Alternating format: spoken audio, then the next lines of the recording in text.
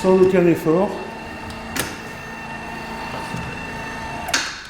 Et l'appareil monte. L'accessibilité pour tous, Attrape, Axol importe et distribue des solutions techniques pour les personnes à mobilité réduite, dispositifs d'accès pour les piscines, plateformes élévatrices ou chaises d'évacuation, de quoi rendre la société plus inclusive. En raison de son histoire personnelle, Jean-Paul Mignard fonde l'entreprise en 2010. Il se trouve qu'à l'âge de 55 ans, mon grand-père est devenu hémiplégique suite à un AVC. J'avais 6 ans à l'époque et j'ai vécu toute ma jeunesse à observer que pour ma famille c'était extrêmement compliqué de lui faire participer à toutes les activités familiales pendant une vingtaine d'années où il fallait le porter en permanence. Il ne voulait pas quitter sa maison qu'il avait construite, dans laquelle il avait toujours vécu. Suite à la cessation d'activité d'un fournisseur anglais, Jean-Paul Mignard a relocalisé une partie de la fabrication de ses produits. Depuis 2020, cette rampe d'accès en fibre de verre est conçue Attrape.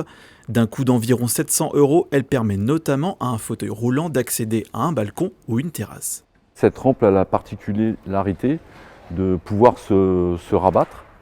Voilà, ça permet le franchissement d'un obstacle qui est tout simplement une baie vitrée. Et ça permettra à la personne de refermer sa fenêtre en laissant le matériel en place, quoi.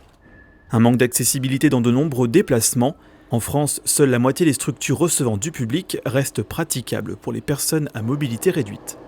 Autant des gros établissements type des banques, des grandes chaînes de magasins, etc. sont accessibles. Par contre, tout ce qui est petit commerce, tout ce qui est petite commune, etc. Ont pris beaucoup de retard pour diverses raisons, pour des problèmes de coûts, aussi quelquefois simplement de bonne volonté des exploitants qui, on entend encore certains qui disent pourquoi je vais m'équiper alors que je ne reçois personne en situation de handicap chez moi. Plus de 5000 produits ont été vendus par la société Axol en 2023. Pour donner davantage d'autonomie, l'entreprise teste actuellement des prototypes. Contrôle des rampes via le panneau de commande du fauteuil ou un smartphone. Une commercialisation espérée dans les prochaines années pour rendre notre pays plus inclusif.